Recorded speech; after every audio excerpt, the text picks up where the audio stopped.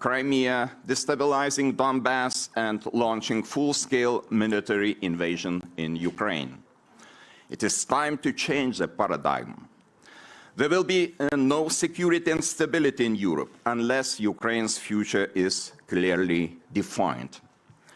A clear pathway to the membership in NATO is something we owe to Ukraine. Only Article 5 can provide real security guarantees, which would deter Russia from any future aggression. There are no other miraculous alternatives. Tomorrow, we will be having a first meeting of NATO-Ukraine Council, a significant upgrade of our practical and political partnership. I also hope we will pave the pathway towards Ukraine's membership in NATO, to be followed by the invitation as soon as circumstances allow. Nobody and no one, including us, should deprive Ukraine of their choice. Dear friends, we have no luxury of dealing only with one threat or challenge at a time anymore. The complexity of global security environment, and especially increasing challenges to the rules-based international order coming from authoritarian states, requires strengthening cooperation within NATO. The current NATO strategic concept has acknowledged China as a systemic challenger to the transatlantic security. I strongly believe that reducing economic and energy dependency on the autocratic regimes is vital to our interests and values. From now on, de-risking is our path forward, and we must take it seriously.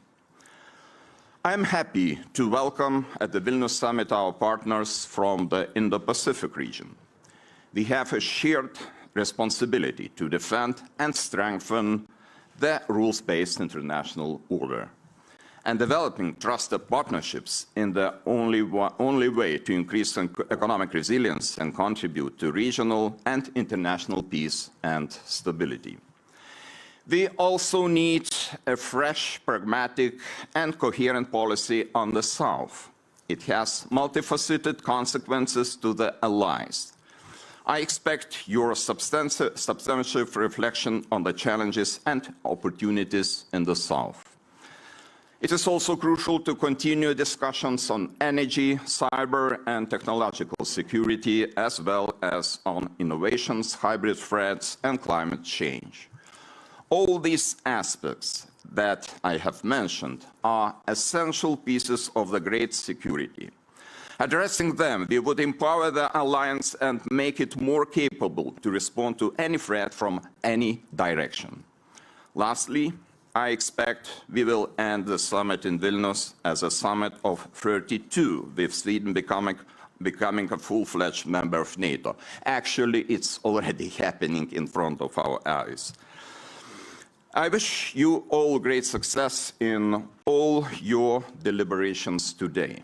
Let this public forum of the NATO summit contribute to the better teamwork between experts and policymakers, to better public understanding and awareness of the complexity of the threats to Euro-Atlantic security, and to our common responsibility to protect and defend it. Thank you.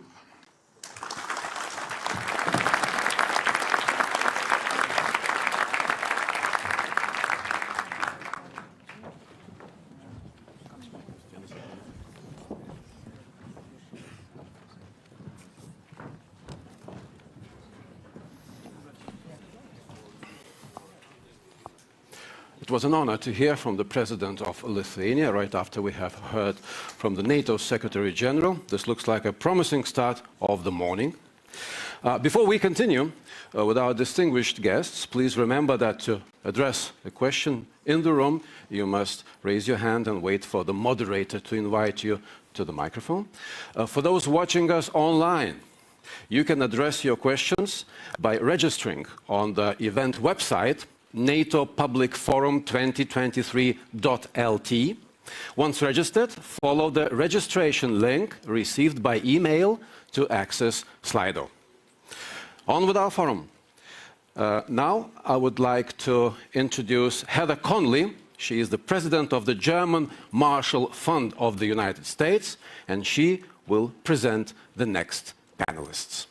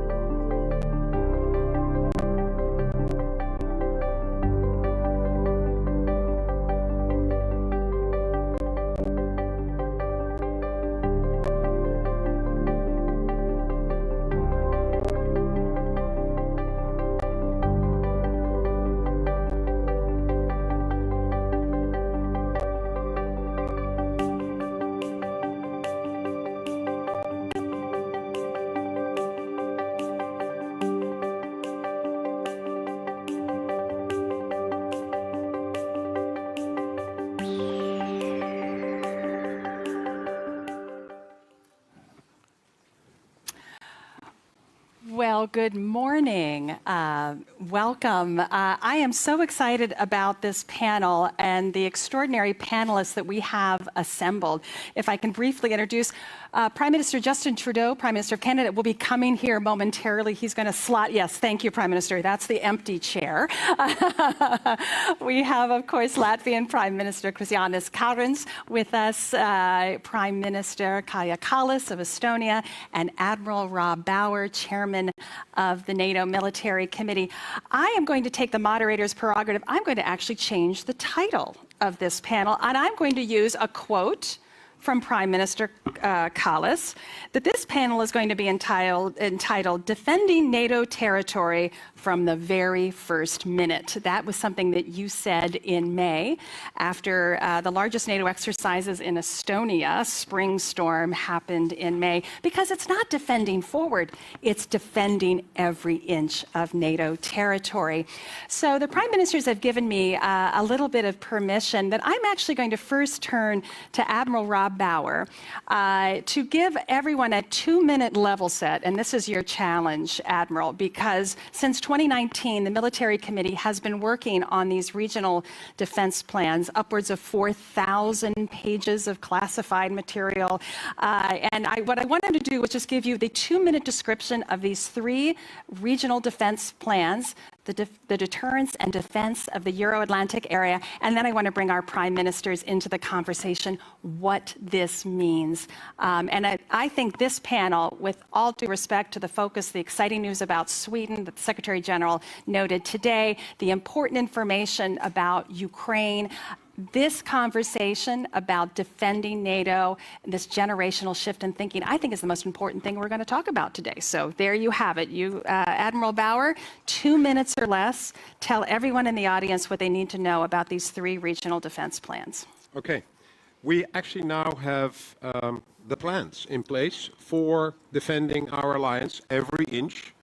And that is basically going back to collective defense. That is the big change. It is based on 2 threats, Russia and terror groups. That is also a big change, that we base our plans on threats. And therefore, we are now working towards, so the regional plans basically look at how do you do that? How do you deter and defend against those 2 threats, given the geography of the different regions? High North in Europe and in the south of Europe. And so that is the practical work of the plans. Out of those plans come then a set of capabilities that you actually need to do the work with, which is the airplanes, the ships, the brigades, etc., etc.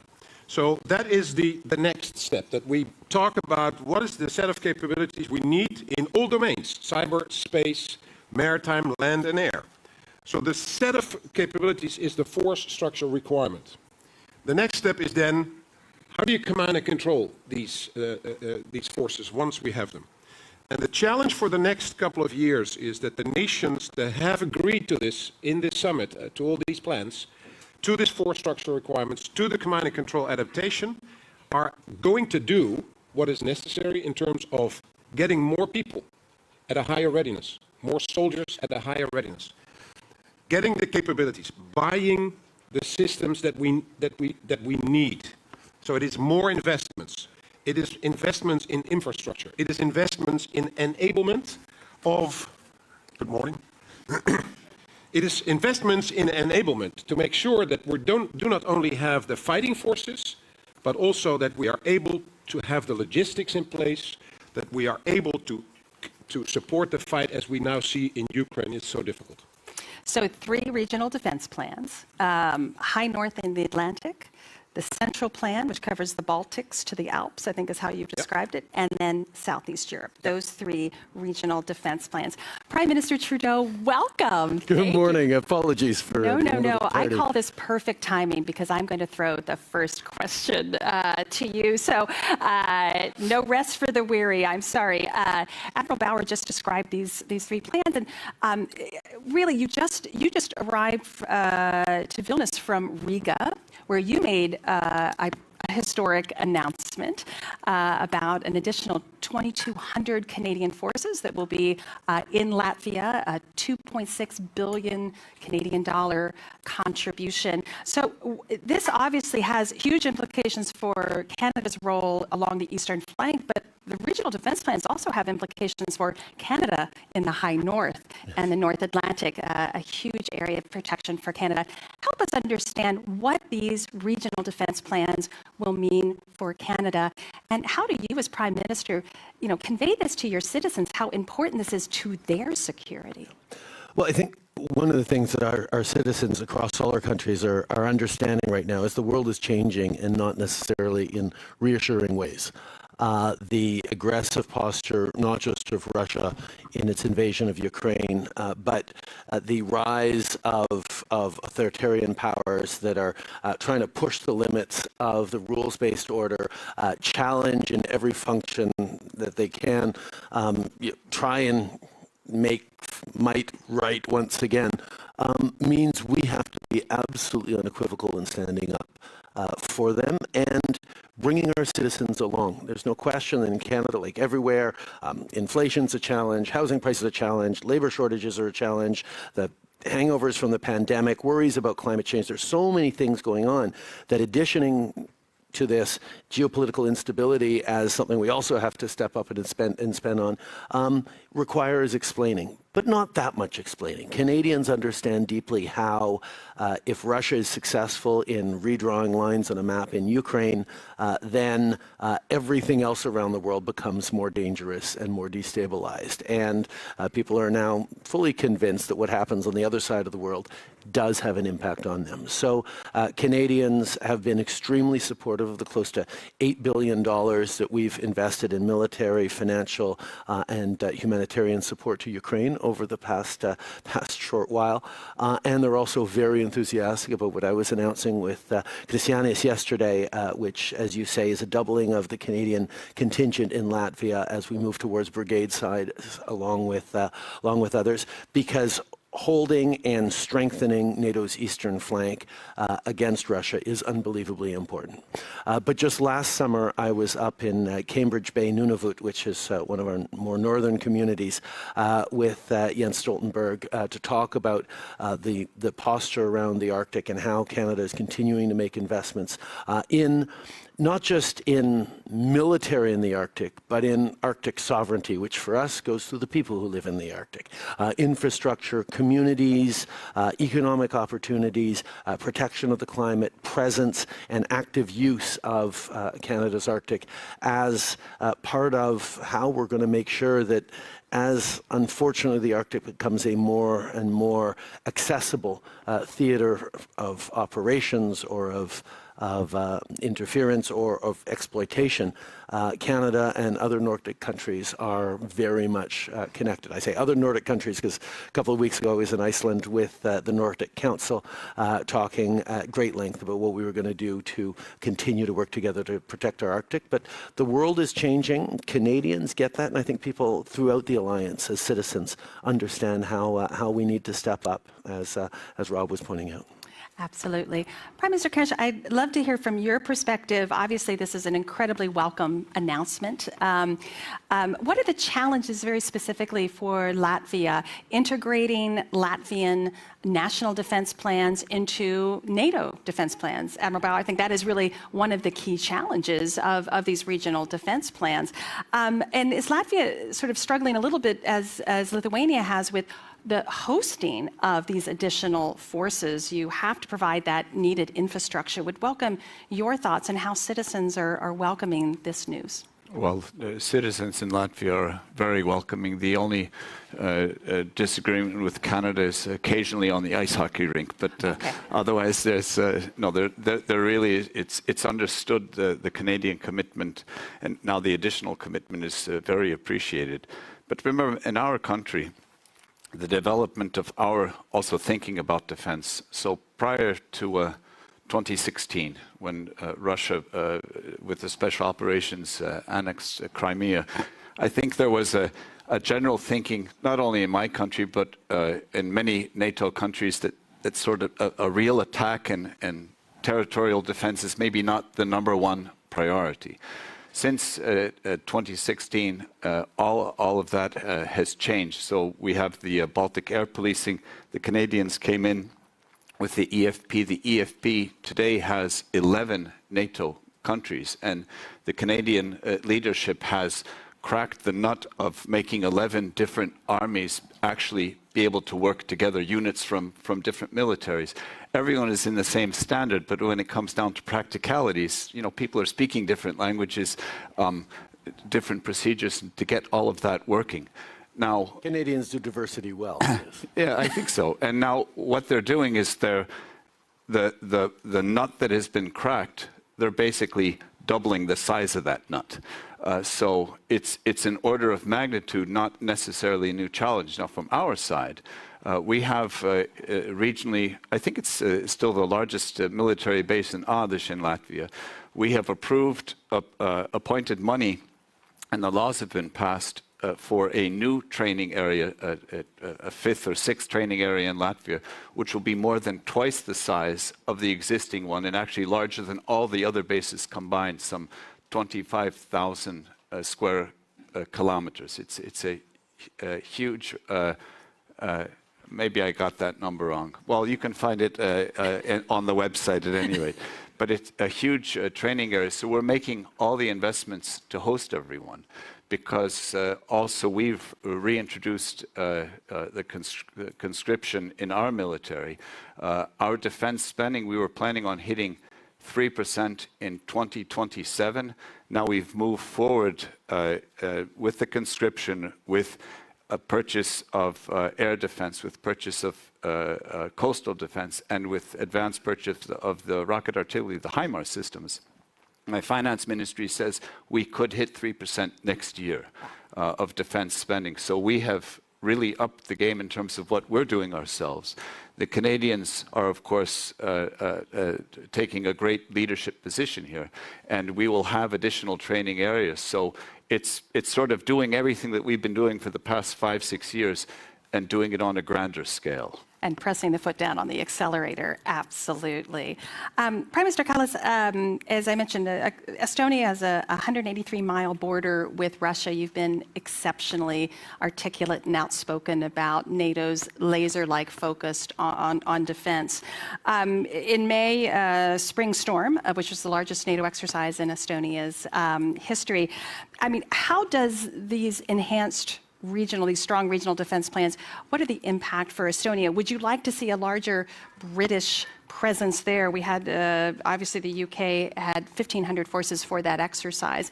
Do you want to see a more beefed up physical presence? What do you think is missing, if anything? What are the challenges that Estonia faces with integrating these forces? Yeah, first of all, I must say that I'm super happy that we got so strong decisions in Madrid, and now we have the plans that are actually the implementation of those decisions. But what we need to do is that our forces are combat ready. I mean, the Allied forces integrated with our own national forces. The plans are all about that, how that functions, pre-positioned equipment, more ammunition. But what it comes down to is that where are the plans only on paper, or are they really doable and implemented in real life? And that comes down to the defense spending that all the allies are doing.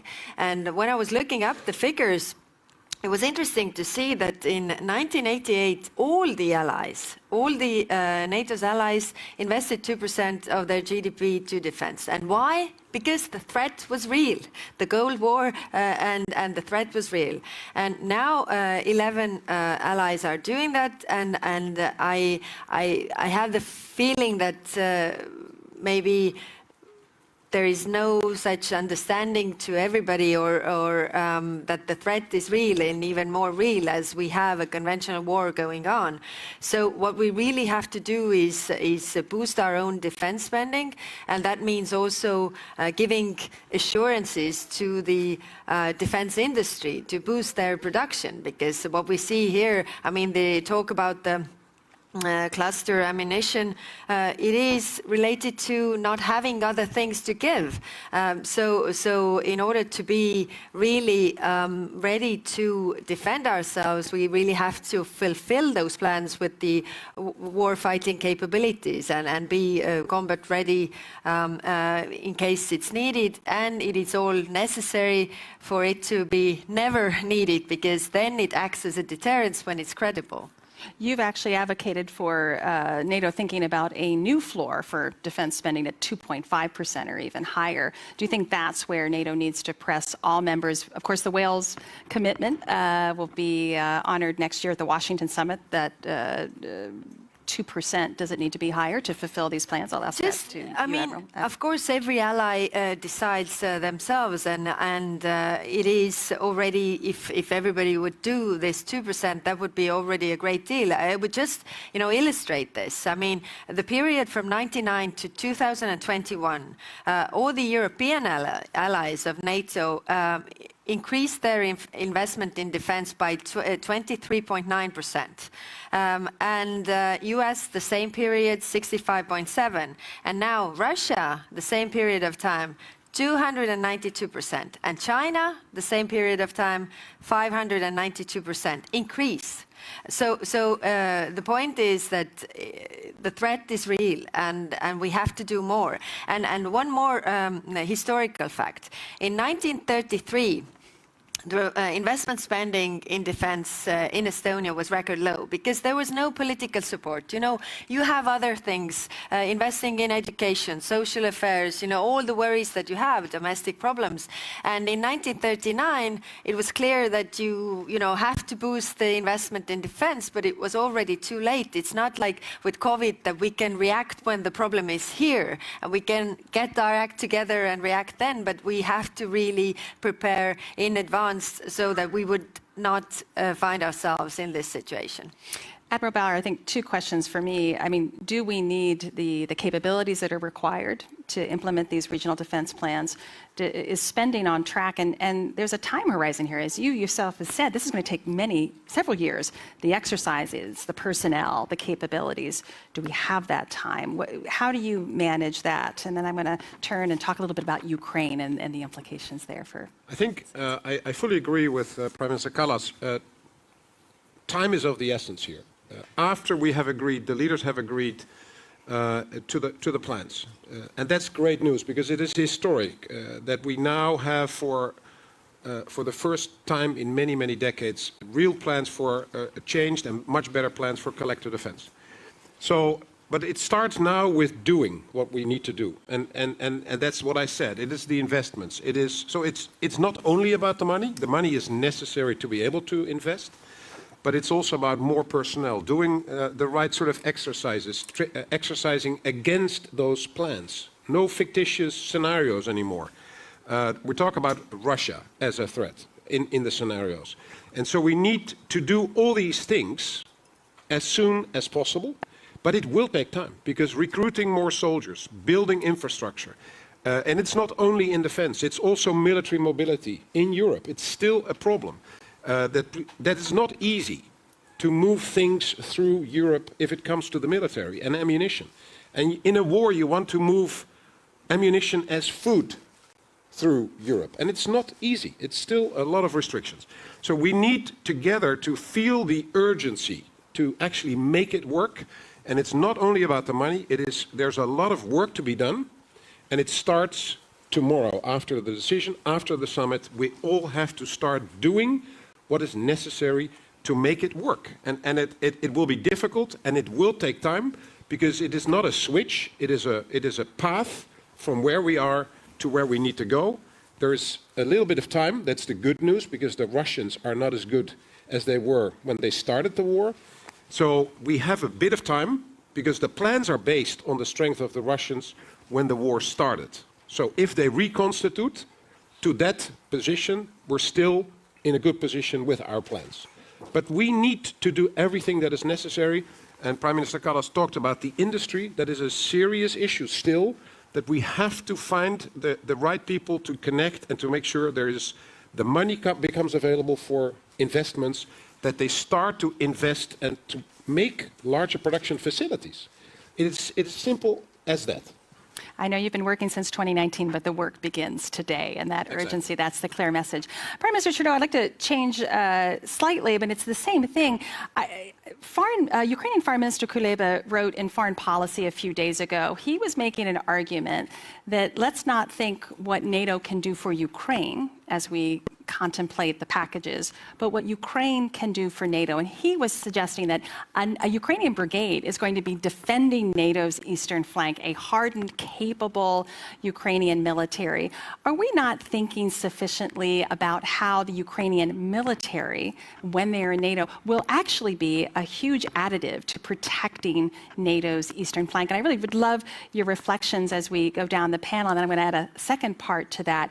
We've witnessed an extraordinary historical moment within Russia the last 2 weeks. Prigozhin's mutiny, we're still trying to ascertain what that means. But the shift in Belarus, does this now start arguing for different thinking along the eastern flank? Because Belarus now, with Russian tactical nuclear weapons, we may have Wagner very much engaged in Belarus. Does this change any thinking? Please.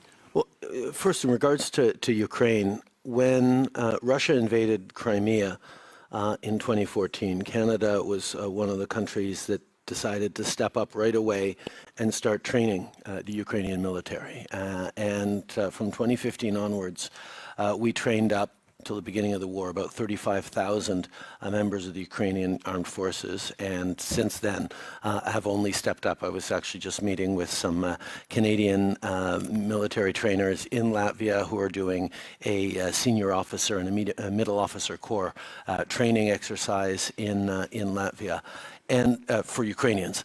And what we've seen is, yes, we all knew that a large Soviet-style army gets to defeat a smaller Soviet-style army, but the Russians, who have a large Soviet-style army now, are not able to defeat what was a small Soviet-style army in Ukraine, but is now actually a modern equipped, but more importantly, modern trained military. And the way they're using the officer corps, the way they are actually smarter about modern warfare has been a huge part of that holding off of the Russian effectiveness. But the really interesting thing that I've talked with our trainers about is even as they are training up on all sorts of advanced tactical and strategic points and equipment use, the immediate feedback from the Ukrainian fighters and leaders who are testing this right away on the battlefield, who are seeing how they work in different tactics, who are giving a fresh perspective on very strong theory, has been an incredible symbiosis. And what we are learning and drawing on from this very real war that's going on right now is feeding in not just our need to, as Rob said, continue to step up on more ammunition, on more procurement, on better preparation for what's next, but actually understanding what is most impactful and effective. And there's an expression that everyone's always preparing the equipment they wish they'd had in the last conflict instead of looking towards the next one. And that's where the hybrid warfare, the disinformation, the misinformation, the cyber capacities, all the different things that are coming together, even responding to the ecocide that was the destruction of the dam. These kinds of things are coloring everything we do and everything we have to think about what could be coming next. Absolutely. Prime Minister Karas, how do you feel about Ukraine being an additive to your defense? Absolutely. I mean, as Justin was saying, today we're training Ukrainians, and I'm convinced that tomorrow they'll be training us, because which army in Europe has now the experience of actually fighting the Russians? It is the Ukrainians, and they're learning. They're surprisingly, or maybe not so surprising, they're fantastically adaptable to all kinds of weapon systems. Imagine the complexity. They're getting all kinds of different equipment, and they're able to train up to use many different. So within our own armies, you have one type of system, and everyone learns that one type of system. They're adapting to all the different systems that we have, which is actually a challenge in terms of simplicity of platforms that we have to think about in NATO. But they will be eventually training us. But the point of NATO and Ukraine's future role in NATO is remember that Russia only understands strength and power. And the reason they're fighting the war in Ukraine is because they wrongly but perceived Ukraine as being weak and an easy target because it was in the gray area of not in NATO. NATO's value add is, of course, our preparedness and the fact that Russia understands that preparedness. Now, regarding Belarus, we in Latvia have been, it's 2 years now that we have daily experience with the hybrid attacks physically on our borders. So the Belarusian government organizes planes full of people from third countries and physically moves them to the border, tries and sometimes succeeds in cutting the fences and encouraging, if not forcing people to illegally enter into the European Union. So they have effectively help us to train ourselves to have a seamless interaction between the border guard, police, and the National Guard with surveillance, etc., where we're fully aware of this. So the threat is very real. The threat of disinformation, the threat of cyber is real. In Latvia, we have the Stratcom Center of Excellence. In Estonia, it's the cyber, and it's maybe no coincidence that in our countries we have these two centers. These are very real threats. But with Wagner coming into, or potentially coming into Belarus, I don't think that anyone seriously thinks that even 5,000 or 6,000 soldiers would now be a direct military threat to NATO. But imagine even 500 well-trained, ruthless mercenaries attempting the migrant route, and what would they do if they came into Europe. So our awareness on the border in Latvia, in Lithuania, in Poland, all of our services, they're in constant contact and observing the groups who tend to try one place, then another, then a third place. So there's very well situational awareness on our side, but we need to keep that heightened because that threat is not going anywhere. And with Prigozhin and if anyone thinks that, Putin is now weak, maybe on some level, that is, if there are two bulldogs fighting and one is weaker, it doesn't mean the other one is a poodle. It means the other one is still a bulldog. And we're not expecting any lessening of the threat. So we don't see anything changing in Russia, shall we say, for the better. So that means that on our side, literally on our side of the fence, we have to up the game of preparedness and just keep our eyes open. And I think all of our eyes, not only us in the Baltics, but all of our eyes are now open. Absolutely. Prime Minister Kallas. Actually, I don't have a lot to add. I mean, it was already said by previous speakers. I would just add one thing.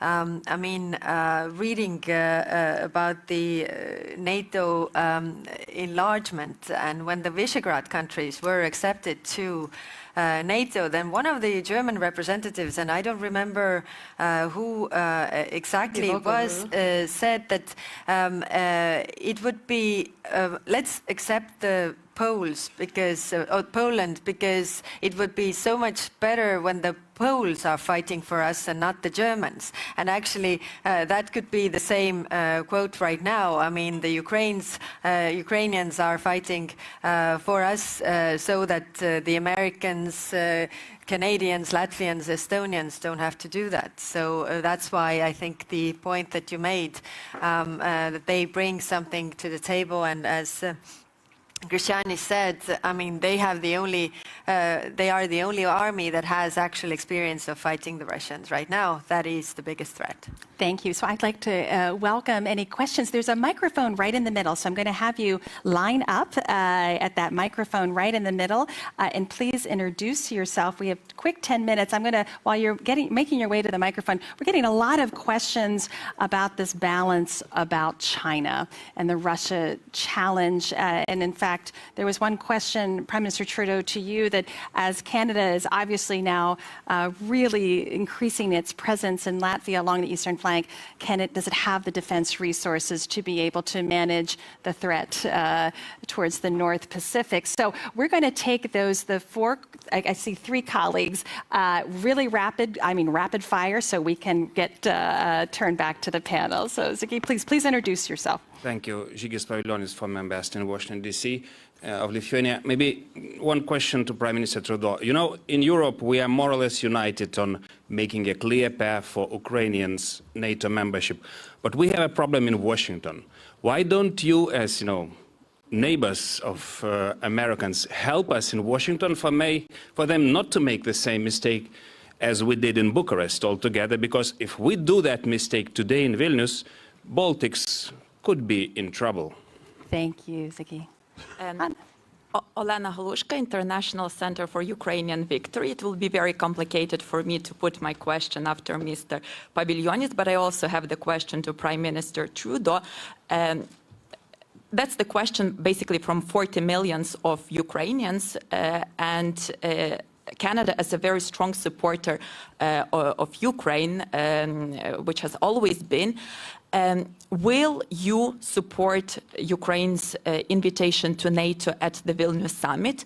And will you help us to use these last hours before the final decision is made to convince those governments which are reluctant to make this historic yet very important move, particularly the US and Germany? Thanks. Thank you. I'm going to take one more question. I apologize. We're going to have to end on time, sir. We'll take your question. Good morning. Carlos Bukovskis from the Latvian Institute of National Affairs. I'm going to ask a question, which in this case probably is more of a citizen's question, to Prime Minister Kallas and you, in this case, echoed something that the Secretary General already mentioned before in the morning about the providing cluster bombs to Ukraine, as this is the last ammunition that we have to provide.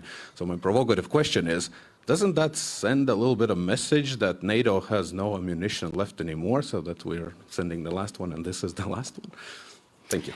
Thank you. And I would certainly encourage everyone to ask U.S. National Security Advisor Jake Sullivan some of those questions that you were asking the panel later today. But Prime Minister Trudeau, and we have about 8 minutes left, let me just go down the row, if I may. Clearly, Ukraine and the message that the summit will deliver is top of everyone's minds. We'll have that and any ammunition and sort of, again, that defense production issue that's going to keep coming back. But we'll begin and then we'll just work our way down. Canada has been unequivocal from the very beginning on support of Ukraine, and not just because we have the largest Ukrainian diaspora outside of Russia in Canada and have for about 100 plus years been welcoming Ukrainians to settle our prairies, but also because Canadians understand that standing up against Russia here is standing up against any country with a slightly larger army that has designs on its neighbor's territory, which would lead to chaos and destabilization around the world. So as a matter of principle and a matter of friendship, Canadians are absolutely firm on our support of Ukraine, including on welcoming in Ukraine to NATO when the conditions allow. And that's what I said a few weeks ago when I was with Volodymyr Zelensky in Kyiv. And that's certainly what we're talking about here. I know that is not a unanimously held position amongst NATO, but I also know that there has been a lot of really substantive discussion to get to a place where there is a clear path for Ukraine, because Ukrainians, as they fight, are asking themselves, okay, how does this end, and how do we make sure this doesn't start again? Even if we win now, or even if we stop now, what's to prevent 4 years from now a rearmed Russia from trying again and not missing it this time? And that is making sure there's a clear path into NATO. And I think I'm fairly confident that where we're going to get here in this meeting will give that clear support to Ukrainians, so that they know there is light at the end of the tunnel. Thank you. Thank you. Prime Minister Karins. The same question on Ukraine. Well, for me, it seems very simple. We want peace in Europe, and there's two ways to have that. One very theoretical, that something massively changes in Russia. I'm not holding my breath. The second is to get rid of the gray areas and make it very clear to Russia where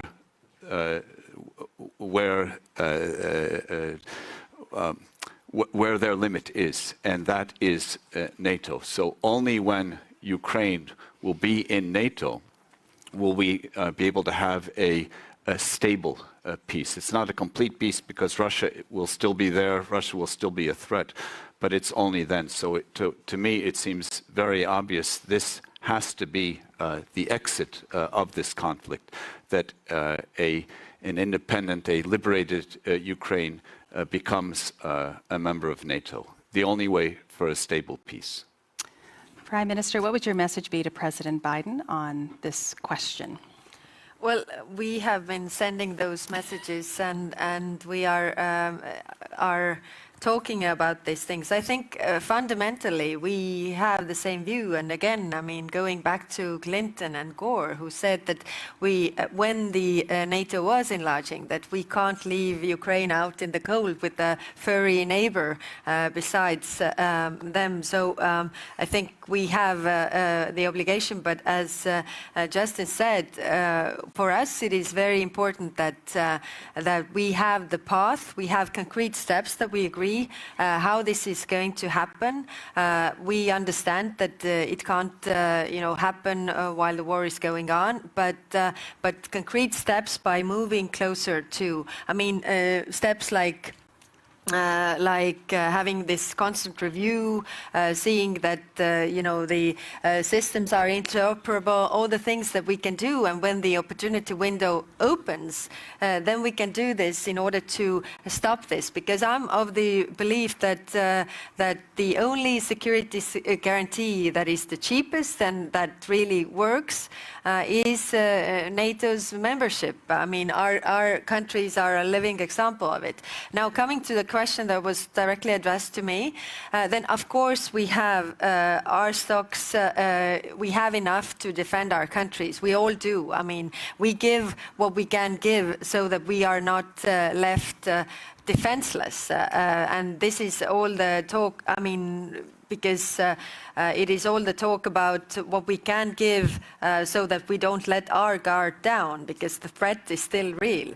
And having, I mean, that we have given so much, then it also has to come from somewhere. And then it comes to the production that hasn't really doubled or tripled while we are giving everything away and ordering new things, and the production or the procurement deadlines are way too long. So how can we really shorten those? And I totally agree, it's not about the money, but what we do with the money and where we invest the money. I mean, the collective defense, thinking about defense regionally, not every country, their own, but like we do with Latvians. We have agreed that, our threat can come through Latvia. So that means that our forces can also be protecting and defending Latvia, and that's why, I mean, one thing is helping Ukraine, and the other thing is also boosting our own defense. Absolutely. Admiral Bauer, I'm going to provoke and say, honestly, there's 4 regional defense plans. Ukraine, in many ways, is NATO's regional defense plan as we strengthen their military capabilities, as we train them, as we create and help support their quest to liberate their territory. How do you, moving from this day forward, with those regional defense plans in place, all the work that you have to do, how much are you adapting to Russia's reconstitution? And they are learning on the battlefield as well. How much are these regional defense plans living in response to Russia's adaptation of its military? Yeah, it's a living document, these plans. And I think everybody needs to understand that if the threat changes, then we will adapt those plans. And then we will have to respond to the change, and that is what we will continue to do. As I said, and that is important, the plans are now based on the threat that was Russia before they started the war, the full-fledged war in Ukraine on 24th of February 2022. So I think we are, for now, we're good if we do what we have agreed in the plans. So it is now to all the nations that they have to implement the changes, invest in the capabilities, get more people, be readier, because otherwise it still doesn't work. If the Russians will reconstitute and in certain areas will become bigger, better than they were, then we will respond to that. As I said, this is the most important part of the NATO summit you may not hear as much about, but this is where we defend every inch of NATO territory. With your applause, would you please kindly thank our wonderful panelists for a great discussion.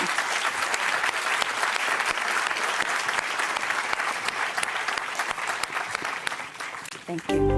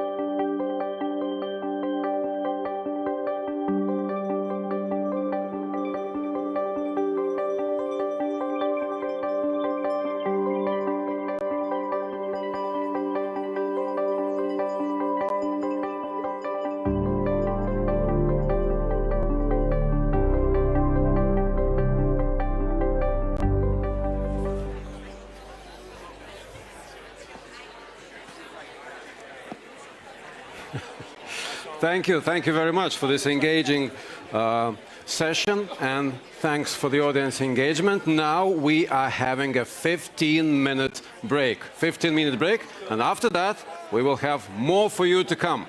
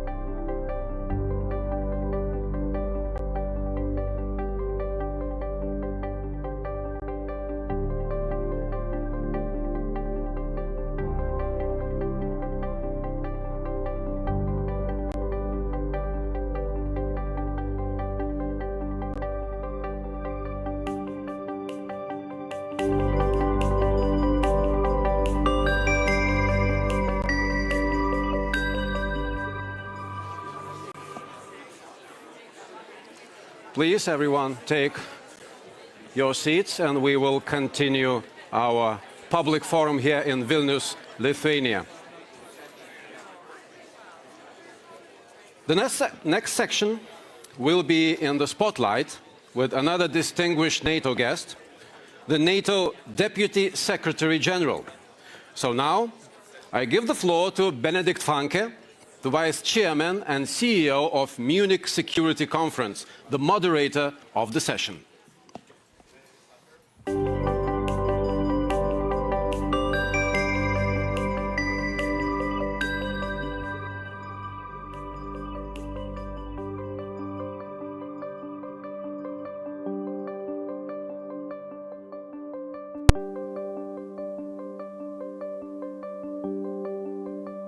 And not only a proud co-host of this meeting, but also the number 2 at our institution. And who better to interview on stage than the number 2 at NATO? Great to have my good friend, the Deputy Secretary General, with us today. I've been given 2 pieces of instructions. A, use the whooping 20 minutes that we get to talk about everything that the Secretary General didn't talk about. And make sure that you understand one thing, and it seems to be very important. Please don't line up behind the microphone. Go to the microphone once I point at you directly. We'll practice this in a minute. Because we're such good friends. But it's good to be number 2. It is brilliant to be number 2. Yeah. The number 1 sits there, NATO. So I'm a happy number 2. And thank you for lending Boris Ruge to us. He will be our new Assistant Secretary General for Public for Policy and Security, replacing Bettina, and also have our new ASG for PDD. Bonjour, madame. Bien sûr, la bienvenue.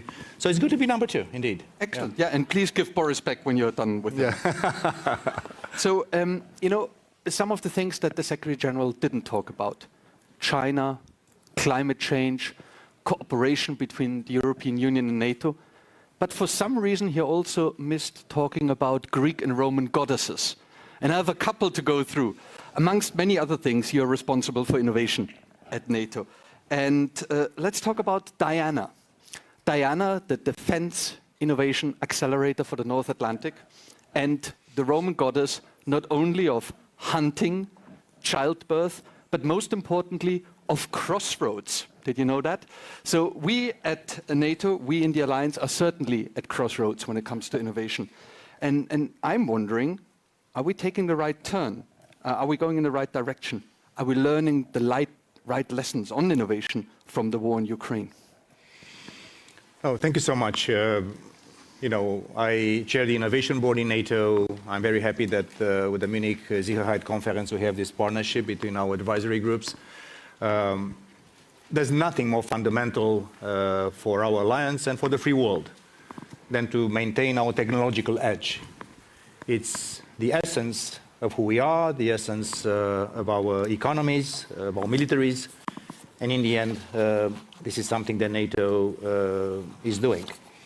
So, to be honest, I'm also pleasantly surprised how fast allies have moved and we moved on this one. So we discussed about Diana just 2 years back, I think. Now it's up and running. The first challenge is up for startups and innovators that would like to work with us. More than 100 test centers and accelerators across our great alliance in Europe and North America. Universities, research centers, the best and the finest. Because if you look to what NATO countries do possess, we are basically in an ecosystem of innovation that has absolutely no rival. And this is why we are working on Diana. And it goes hand in hand with the other total innovation. We have launched the NATO Innovation Fund, which is the first ever multinational sovereign venture capital fund. Sounds like a contradiction in terms? No, because we also feel the need to put a little bit of seed money into the startups that are using Diana. Smart idea. We help the young innovators from all over the alliance to cross the valley of death until and unless, of course, they will go to the real markets and the real venture capital world. So yes, we are doing good. We're working with our partners. I remember inviting an Australian cyber/quantum company to brief us. We are talking to Korea, to South Korea, to Japan, to many of our partners. So yeah, technological edge is the underpinning of everything we do in defense, in economy, in society, in democracy. So I would like everyone to know that we are really doing our best to move forward on that one too. So Diana, as a goddess, I think should be pleased with NATO today. Excellent. You mentioned money first. Let's turn to another god, Plutus, the god of wealth and abundance and defense investment, I have you know. As we pointed out in our wonderful report that came out last week, sorry for the advertising here, defense sitters. We make the point that a lot of us in Europe are still sitting on the fence when it comes to defense, particularly when it comes to investment. So how do we get more Plutos, particularly in Europe? How do we increase investment in innovation? You did mention that we put a little money into the innovation fund. How do we get more money in there? Listen, we don't want NATO to be a substitute for what national governments and private sector are doing or academia are doing. We think and we are acting as a catalyst for harnessing the innovation ecosystem across our great alliance. So in a way, we are sending a demand signal. As we are sending a demand signal to our defense industrial base, through the NATO planning processes, through the new regional plans that our leaders will be adopting in a few hours from now. We're also sending a demand signal to the technological world when it comes to NATO. As you know, we have Allied Command Operations in shape, led by General Cavoli, and also have Allied Command Transformation in Norfolk, led by General Lavigne, who is also working on DDA, defense planning, but also the capstone concept, which is the technological angle from NATO. So what we are also doing to governments, and this is also we are trying to help allies avoid a false dilemma. Because until the war in Ukraine that Russia started so brutally and aggressively, there was lots of people thinking that the next generation of warfare and technology should be only high-end. High-end, and less, let's say, more substantive forces. So now we have basically a situation you have back in Europe, high-intensity warfare, so you need to invest more to have conventional and multi-domain forces, and also to invest in high-end technologies. So what NATO does is making sure that we avoid, for allies, the false dilemma of saying I should do either technology, high-end, or conventional deterrence and defense. No, it's one thing, it's multi-dimensional, it's multi-domain, as we call it. And again, NATO is an aggregator and an organization that sends a demand signal to our governments, to our private sector. So we don't see any fracture, which would be, I think, artificial and counterproductive between having strong conventional deterrence and defense forces and high-end space, cyber, sensors, integrated issues. So that's the beauty of NATO, that we are the great aggregator. And I think also Greek mythology is helping us with finding the role for NATO. We are doing this actively, and this summit in Vilnius will be nothing short of exceptional. We expect our leaders to reconfirm and to confirm the new defense investment pledge, the Vilnius pledge, as we had in Wales, 2% minimum and 20% of the 2% as a minimum also for higher end new equipment, new technologies. So we hope that this will be very positive for all our allies and also for our citizens, because in fact the business of NATO is to keep 1 billion citizens safe. Security is the foundation of prosperity. Security is the foundation of democracy. Security is the foundation of normal life for our citizens. And also with the Swedish new allies, we are looking forward to having them too. Perfect. Thank you so much. From the god of wealth and defense investment to the goddess of victory, Nike. When we had the previous panel, one of the prime ministers said, today we are training the Ukrainians, tomorrow they will be training us. Can you maybe shed some light on how we are already interacting with the Ukrainians on innovation and what innovation has proved helpful and how to roll it out to the troops? I would say we are in a very interesting cycle of what I would call circular lessons learned. They learn a lot from us. We've been training Ukrainian troops after 2014, after the illegal occupation of Crimea by Russia, in large numbers.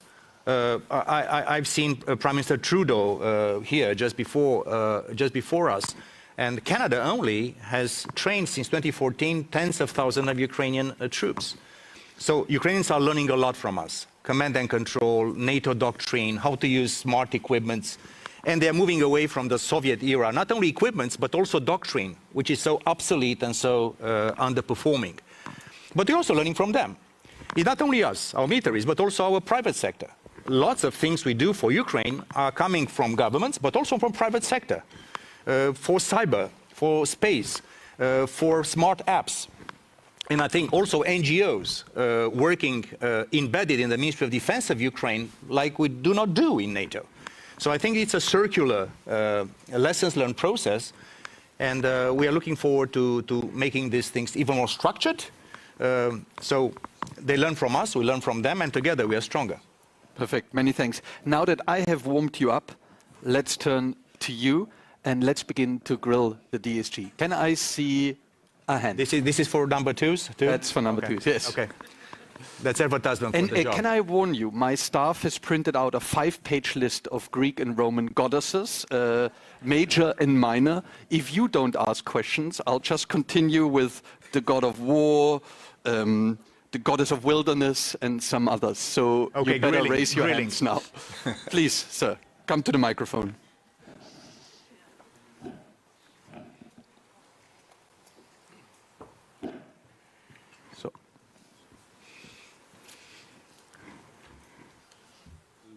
Hello, Tomasz Smura, Kazimierz Puławski Foundation from Poland. I've got a question which was not asked in previous panel. I mean the question about, of course we are in the Vilnius, but we have still some homework to do from Madrid. I mean especially new NATO force structures. So we decided that we increase our number of the troops in high readiness status to 300,000. And actually we also heard some rumors that there are still significant problems to deliver on this promise. So I'd like to ask where we are in the process of implementing decision from the Madrid in this particular dimension. Thank you. No, thank you for the question. As